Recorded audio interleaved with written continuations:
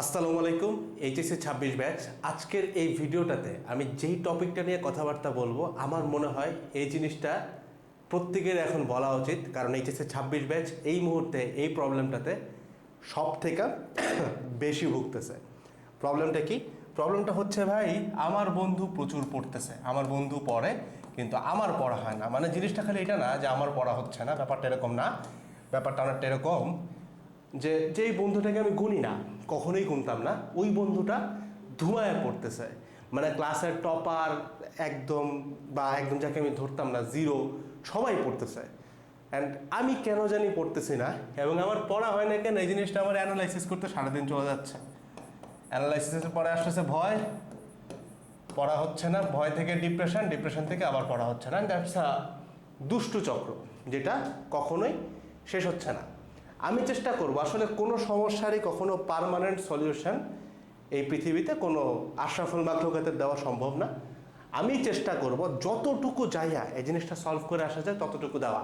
তো আমি পয়েন্টগুলো লিখে রাখছি, পয়েন্টগুলো সুন্দর মতো লেখা আছে। সমস্যাটা যেটা হয়, আমরা যেখান থেকেই প্রবলেমটা সলভ করি সেটা আমার এই ভিডিওতে 6 নাম্বার পয়েন্ট, সেটা হচ্ছে মেনটেইন আ লিনিয়ার গ্রাফ। অর্থাৎ তোমরা সবাই জানো, এই ভিডিও নিয়ে তুমি সার্চ করলে আমেরিকান কন্টেন্ট থেকে শুরু করে ইন্ডিয়ান কন্টেন্ট, যে কোনো জায়গায় কথা একটাই বলছে যে কালকে 2 ঘন্টা, তারপরের দিন 2.5 ঘন্টা, তারপরের দিন 3 ঘন্টা। অর্থাৎ একটা স্ট্রেট লাইন গ্রাফ মেনটেন করা। অর্থাৎ একদিন আমি 20 ঘন্টা পড়বো, পরের দিন পড়বো না, এটা করা যাবে না। এই কথাটার সাথে আমি সম্পূর্ণ একমত। তবে এই জিনিসটা তো ভাই তুমিও জানতা, তাহলে তুমি যদি জানতাই তাইলে কেন তুমি এই ভিডিওটা এখনো দেখতেছো? তার কারণ হচ্ছে তুমি এই জিনিসটা জানো, কিন্তু এই জিনিসটা অ্যাক্টিভেশনে নেওয়ার মতো ইনাফ জ্ঞান অথবা ইনাফ নলেজের ডেপথ অথবা ইনাফ মোটিভেশন তোমার মধ্যে এখনো নাই। অ্যান্ড ইনাফ রিজনিংটাও নাই। অর্থাৎ তুমি জানো না যে কেন এই জিনিসটাতে আমার কিভাবে যাইতে হবে, what is the actual procedure. সেই প্রসিজারটা আমি খুব সুন্দর মতো এই 5টা পয়েন্টে ব্যাখ্যা করব। তুমি যদি ভিডিওটা টাইনাও দেখো, অ্যাটলিস্ট প্রত্যেকটা পয়েন্টে আমার ব্যাখ্যাটা শুনো। জাস্ট পয়েন্ট দেখে গেলে হবে না, তাহলে তুমি একটা স্ক্রিনশট নিলেই পারতা, অথবা আমি একটা কমিউনিটি ট্যাবে পোস্ট করে দিলেই কাজটা হয়ে যেত। আমি চাই তুমি ব্যাখ্যাগুলো প্রত্যেকটা ভিডিওতে শোনো, ঠিক আছে? প্রত্যেকটা পয়েন্ট শোনো। এখন এটা শুরু করার আগে ছোট্ট একটা সতর্ক বার্তা আমি তোমাকে দিব। আমাদের যে কোর্সটা আছে, একাডেমিক টু অ্যাডমিশন কোর্স, এই কোর্সে ছোট্ট একটু প্রাইস হাইক আসবে। ছোট্ট না, বেশ বড়। কখন আসবে, কবে আসবে, এটা আমি তোমাকে ক্লিয়ারলি বলতেছি না, কারণ আমি জানতেছি না ভিডিওটা ঠিক কবে যাবে। বাট যখনই আপলোড হচ্ছে তার কিছুক্ষণের মধ্যেই বা কিছু সময়ের মধ্যেই দেখবা যে দামটা অনেক বেড়ে গেছে। অনেক বেড়ে গেছে বলতে কতটুকু আমি জানি, আমার স্টুডেন্টদের জন্য 500 টাকা 1000 টাকাও অনেক বড় টাকা, কারণ আমি তোমাদের জায়গাতে বিলং করতাম, আমি জিনিসটা ফিল করতে পারি, রিলেট করতে পারি। সো এরকম একটা দাম বাড়ার চান্স আছে, কারণ এটা করতে আমরা বাধ্য। কারণটা আমি তোমাকে ছোট্ট করে ব্যাখ্যা করে ভিডিওতে চলে আসবো, বাট এই জিনিসটা তোমার জানা দরকার। কারণ দিন শেষে তুমি যেন এই কমপ্লেনটা না করো যে ভাই আমাকে আপনি জানান নাই। রিজনটা কি? রিজন নাম্বার 1 হচ্ছে তোমাদের প্রি অ্যাডমিশন শুরু হচ্ছে। প্রি অ্যাডমিশন কবে থেকে শুরু হচ্ছে? প্রি অ্যাডমিশন শুরু হচ্ছে ইনশাআল্লাহ সেপ্টেম্বর থেকে। ভাই আমার তো সিলেবাসই শুরু করি নাই, লিটারালি সিলেবাস জিরো আমার। আমি কি প্রি অ্যাডমিশন করবো না? তুমি করবা না, তোমার কাছে প্রি অ্যাডমিশনের আর্কাইভ যাবে। বাট অনেকের জন্য কিন্তু প্রি অ্যাডমিশনটা লাইভে হবে। আবার যারা আমাদের মিশন অক্টোবর ফলো করতেছো, তোমরা খেয়াল করলে দেখবে আমাদের মিশন অক্টোবরে কিন্তু আমরা প্রি অ্যাডমিশন ইনক্লুড করছি। অর্থাৎ মিশন অক্টোবরের ব্যাখ্যাটা এরকম ছিল, মেজরিটি কলেজে দেখা যাবে অক্টোবরের শুরুতে শেষে টেস্ট অথবা প্রি টেস্ট হবে। আমার টার্গেট ছিল ওইটার আগে যেমনে হোক, এই যে 2.5 মাসের মতো টাইম আছে, এর মধ্যে যেন আমাদের সিলেবাসটা, ফুল সিলেবাসটা 100% শেষ হয়ে যায়। অ্যান্ড 100% সিলেবাস শেষ তোমার তখনই হবে যখন তুমি টেস্ট পেপারের জিনিসপত্র সলভ করতে পারো, বিভিন্ন রাইটারের বইয়ের ম্যাথ সলভ করতে পারো, এবং তুমি কোশ্চেন ব্যাংকও সলভ করতে পারো। কোশ্চেন ব্যাংক কিন্তু অ্যাডমিশনের পুরো জিনিস না, বাট এটা খুব ইম্পর্ট্যান্ট একটা জিনিস, এবং এই জিনিসটা ছাড়া তোমার কখনো আয়ত্ত হয় না। তুমি ভেক্টর অনেকবার পড়ছো, বাট স্টিল কোশ্চেন ব্যাংকের সামান্য একটা নদী নৌকার ম্যাথ দিয়ে তোমাকে ঘুরে ফেলা যাবে। এবং 25 ব্যাচের এইচএসসি বোর্ড এক্সামের কোশ্চেন তুমি যদি দেখো, তুমি বুঝবা কোশ্চেন কিন্তু যথেষ্ট স্ট্যান্ডার্ড হচ্ছে। তার মানে ওইরকম কোশ্চেন আসলে তুমি কিন্তু ভুল করতে পারো। অ্যান্ড অনেক বছর পরে, লিটারালি 6-7 বছর পরে যেহেতু ফুল সিলেবাস আসতেছে, চান্সেস আর ভেরি হাই তোমাদের ক্ষেত্রেও কিন্তু ওইরকম প্রশ্ন আসতে পারে। দ্যাটস ওয়াই আমি মনে করি অ্যাটলিস্ট একটু প্রি অ্যাডমিশন জেনে রাখা ভালো। তুমি যদি আমাকে ডেইলি 2 ঘন্টা টাইমও দাও, আমি তোমাকে গ্যারান্টি দিয়ে বলতে পারি এই রুটিনটা তোমার জন্য মোর দেন ইনাফ, যেটা ডেসক্রিপশন বক্সে আমি দিয়ে রাখি প্রতিবারই আমার যে ভিশনটা আছে। এখন এই যে প্রি অ্যাডমিশনটা শুরু হচ্ছে, যে প্রি অ্যাডমিশনের ভিতরে আমি লাইভ নেই, আমার টিচাররা লাইভ নেয়, তো বুঝতেই পারতেছো এখানে একটা ইনাফ পরিমাণ কিন্তু আমাদের সম্মানে দিতে হয়, ঠিক আছে? তো এটার কারণে আমরা চাই না চাই এই জিনিসটা কিন্তু আমাদেরকে প্রাইস বাড়ায়। কারণ তোমরা জানো একাডেমিক টু অ্যাডমিশন কোর্সের ভিতরে তোমরা যেমন ফাউন্ডেশন টপিক ওয়াইজ ক্লাস পাও, অর্থাৎ সেদিন একটা ছেলে অবাক হয়ে একটা কমেন্ট করছিল যে ভাই নিউটনের বলবিদ্যা আপনি 4 ঘন্টা শেষ করছেন, প্রথমে বিশ্বাস করি নাই, পরে ক্লাস কইরা টোরা টেস্ট পেপার সলভ করছি, কোশ্চেন ব্যাংক সলভ করছি, দেন আমি যাই বিলিভ করছি। তো এই যে ফাউন্ডেশন টপিক ওয়াইজ ক্লাসগুলো মানে সবচেয়ে ছোট কন্টেন্টগুলো এটা থাকে, তার সাথে আমাদের কম্প্যাক্ট রিভিশন ব্যাচ, যেটা মানে বাংলা বললে হচ্ছে এটা ভাই টেস্ট পেপার সলভিং, প্রামাণিক সেলু বা বিভিন্ন রাইটারের ম্যাথ ফিজিক্সের ম্যাথগুলো সলভিং করে দিই আমরা খুব ছোট্ট একটা ক্লাসে, এবং কোশ্চেন ব্যাংক সলভিং মানে কম্প্যাক্ট কোশ্চেন ব্যাংক সলভিং, অর্থাৎ উদ্ভাস ইসিএস থেকে তোমাকে যে কোশ্চেন ব্যাংকগুলো দেয় ওইটার সলভিং ক্লাস। তো এইটাই কিন্তু আমাদের প্রি অ্যাডমিশন সিকিউবি, যেইটা তোমার একাডেমিক অ্যাডমিশনে কমপ্লিটলি ফ্রিতে তুমি পাও। সো যেহেতু এই জিনিসটা এখন আবার নতুন করে লাইভ অ্যাড হচ্ছে, তো যারা তো আগে কিনে ফেলতেছো মানে ভিডিও দেখার পর পরে, তারা ইনশাল্লাহ ওই একই প্রাইস 1270 টাকায় তোমরা পাচ্ছ। বাট যারা এটা মিস করতেছো তোমাদের কিন্তু প্রাইসটা বেশ বেড়ে যাবে, ঠিক আছে? কারণ এই প্রত্যেকটা ফিচার কিন্তু আবার নতুন করে লাইভ হচ্ছে, যেটা আমি শুরুতেই বলছিলাম যে সিআরবি যখন তোমাদের 26 ব্যাচ শুরু হবে ওইটার ফ্রি অ্যাক্সেস তোমরা একাডেমিক অ্যাডমিশন থেকে পাবা। 25 ব্যাচের ভাইয়াদের যে আর্কাইভ আছে সেটা অলরেডি দেওয়া আছে। ঠিক একইভাবে কম্প্যাক্ট কোশ্চেন ব্যাংকের 24 ব্যাচের যে আর্কাইভ দেওয়া আছে ওইটা অলরেডি ওয়েবসাইটে দেওয়া আছে, ইঞ্জিনিয়ারিং ভার্সিটি বোথ। আবার 25 ব্যাচের 2 দিন পরে যে ক্লাসগুলো শুরু হবে এটা কিন্তু তোমরা লাইভে পাবা এবং রেকর্ডিং ওয়েবসাইটে থাকবে, এবং তোমাদের 26 ব্যাচের নিজেদের যেটা ব্যাচ ওইটার অ্যাক্সেসও কিন্তু তুমি পাবা। So that's a life time service. একটু সময় নিছে ভাই, এটার জন্য আমি আন্তরিকভাবে দুঃখিত, কারণ এটা আমাকে জানায় রাখা লাগতো। আদারওয়াইজ দেখা যায় আমাদের হেল্পলাইনে বা হটলাইনে তারা আমার উপরে চেতায় যে ভাই আপনি এটা বলেন নাই কেন, কারণ তোমরাই পরে এসে কমপ্লেন করো ভাই আমরা জানতাম না। জানাই রাখলাম এই জিনিসগুলা। এই পুরা প্রসেসটা যেহেতু এখন পুরোপুরি রানিং আর কি, মানে এটা অ্যাড হচ্ছে আর কি, সেপ্টেম্বর থেকে আবারও আমরা শুরু করতেছি সব কিছু। সেপ্টেম্বরে প্রি অ্যাডমিশন, দেন 1-2 মাস পরে আমাদের কম্প্যাক্টিভেশন ব্যাচের নতুন ব্যাচ ঢুকতেছে, যেগুলো প্রত্যেকটা ফ্রি অ্যাক্সেস পাবা। দ্যাটস ওয়াই প্রাইসটা একটু বাড়তেছে। আমাকে দয়া করে মাফ করে দিবা এতটুকু সময় নেওয়ার জন্য, আমি জাস্ট তোমার জন্যই বললাম এবং আমার সাথে যারা কাজ করে তাদের জন্য বললাম, কারণ তারা হলে তাদের বকা আমার খাওয়া লাগে। এবার আসো অ্যাকচুয়ালি কেমনে আমি এই গ্রাফটা মেনটেন করতে পারি, মানে what is the activation process. Point number 1, এইটাকে একটু বুঝো, তোমাদের প্রত্যেকের কনটেক্সট কিন্তু একই না। কনটেক্সটের বাংলা কি? অর্থাৎ তোমাদের প্রত্যেকের বাবার ইনকাম সেম না, তোমাদের প্রত্যেকের ফ্যামিলির প্রবলেম সেম না, তোমাদের প্রত্যেকের ফিনান্সিয়াল কন্ডিশন সেম না, তোমাদের প্রত্যেকের মেন্টাল হেলথ সেম না, and also at the same time তোমাদের প্রত্যেকের ফিজিক্যাল হেলথটাও কিন্তু ভাই সেম না। ইনফ্যাক্ট তোমরা সবাই সেম কলেজেও পড়ো না।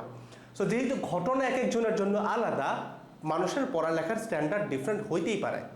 যেমন আমি অবশ্যই আমার মেডিকেলের একটা ফ্রেন্ডকে দেখে ভাববো না যে ও কেন ইঞ্জিনিয়ারিং পড়তেছে না, আমি কেন মেডিকেল পড়তেছে না, বিকজ আমরা দুইটা আলাদা লাইনে, আমাদের দুইটা আলাদা কনটেক্সট, ঠিক আছে? তো এটা হচ্ছে প্রথম একটা সান্ত্বনা, যেটা তোমাকে বুঝতে হবে যে ইয়াস ইট ইজ ওকে।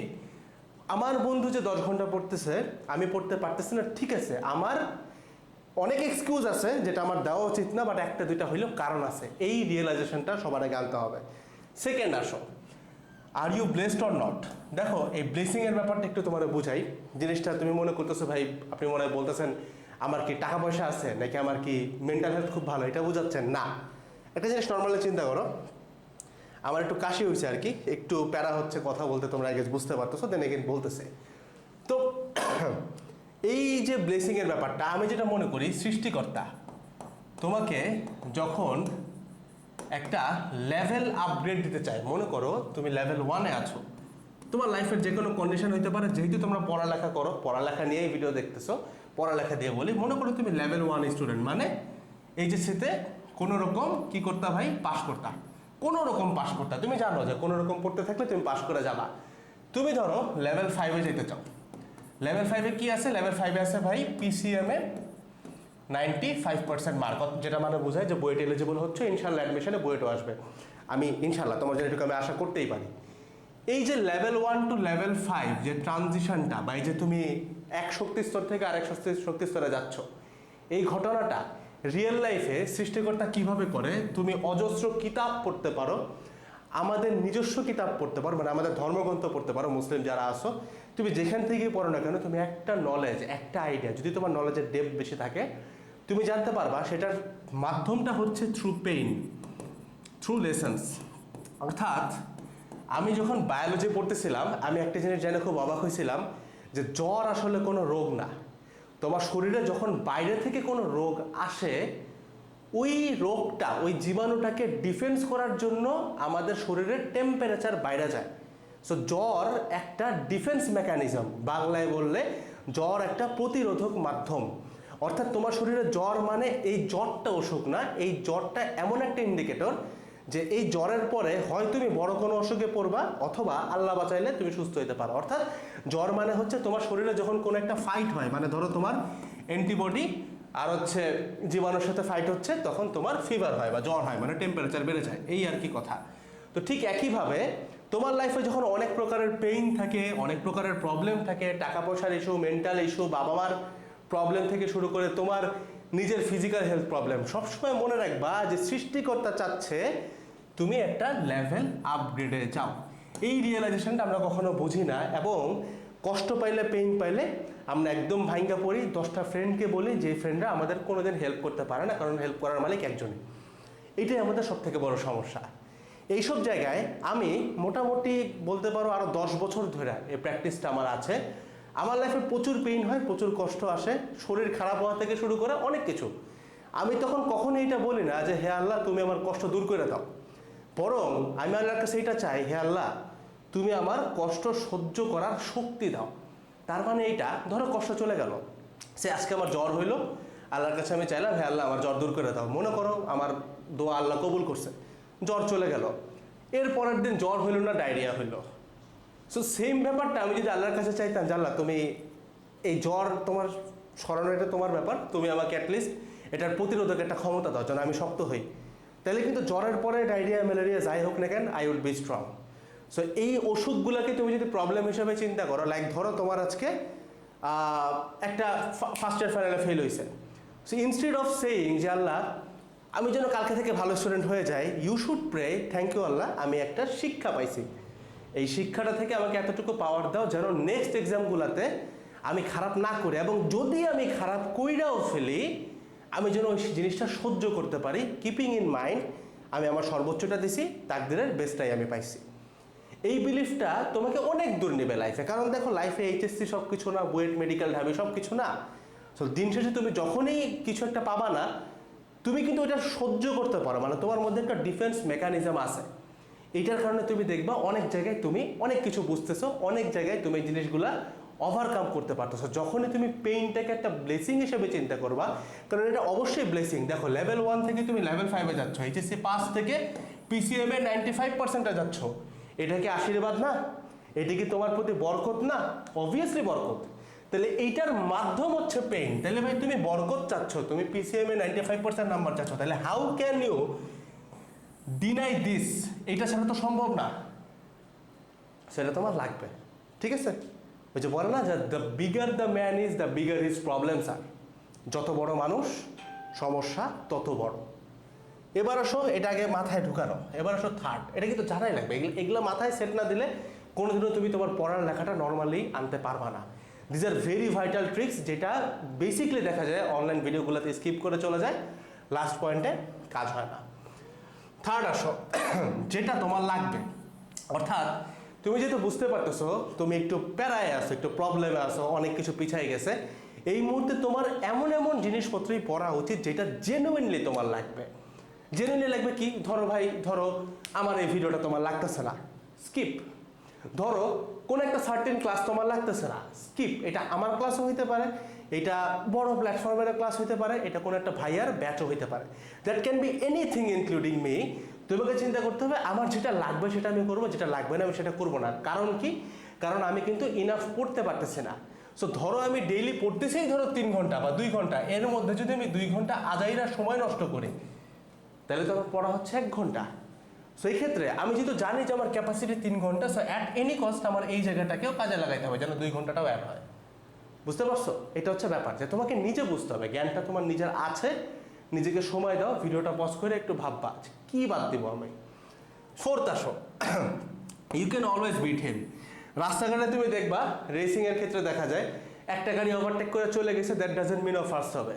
অনেক দেখবো, অনেক মিমস আসে আমাদের, আমরা তো সবাই রিলস দেখি, আমাদের রিলসে দেখবো অনেক আসে যে একটা সাইক্লিস্ট একদম লাস্ট থেকে যে ফার্স্ট হচ্ছে।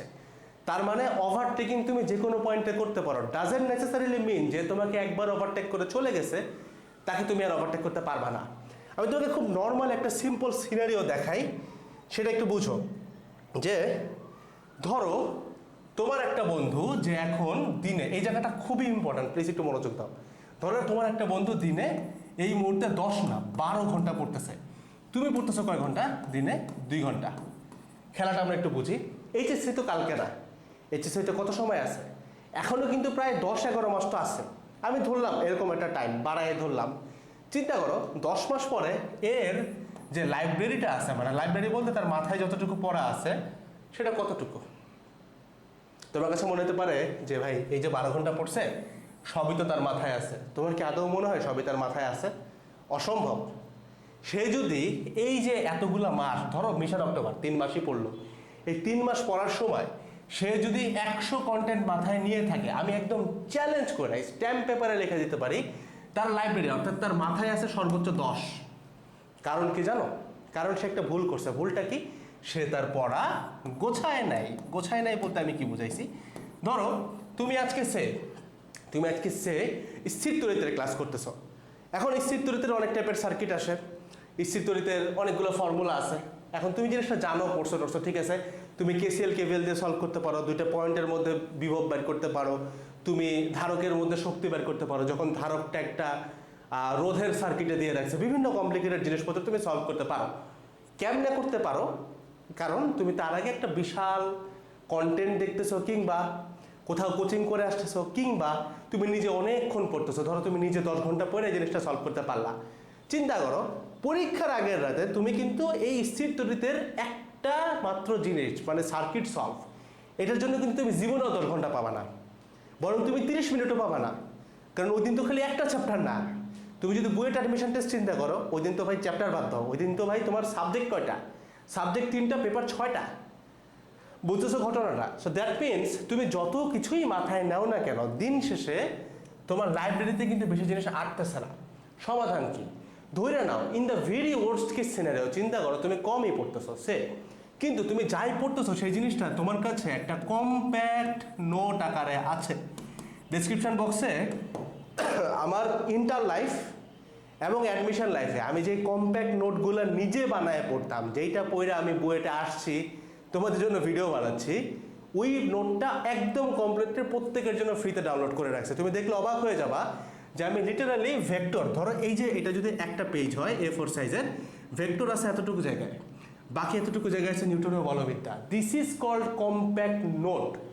সো ভাই তুমি আমার একাডেমিক অ্যাডমিশনে থাকো, তুমি আমার না থাকো, তুমি আমার প্ল্যান ফলো করো, প্ল্যান ফলো না করো, প্ল্যান ফলো করাটা must, I would say, course থাকাটা ব্যাপার না। বা তুমি ধরো এসিএসে আসো, তুমি বিপিতে আসো, উদ্বাসে আসো, যেইখানে আসো না কেন, একটা জিনিস প্লিজ মাথায় রাখো, তুমি যদি এই নোটটা করো এবং কেউ সারা দুনিয়ায় পড়ালেখা করে যদি এই নোটটা না করে, দিন শেষে তুমি জিতবা, লিখে রাখতে পারো। কারণ ও 100 পড়লে মাথায় আছে 10, তুমি যদি 20 পড়ো তোমার মাথায় আছে 18, স্টিল 18 10-এর থেকে অনেক বেশি। এখন আসো, তুমি যদি কোনো কারণে এই অভ্যাসটা ঠিক রাখলা যে ভাই আমি যাই পড়তেছি সেটার উপর আমি একটা কম্প্যাক্ট নোট, অথবা কম্প্যাক্ট নোট মানে কিন্তু লাল নীল কালি না, তুমি আমার নোট দেখো সব কালো কালি দিয়ে করা, ডিজাইনের কিছু নাই, এটাকে আমি কম্প্যাক্ট রিভিশন ম্যাটেরিয়াল বলি।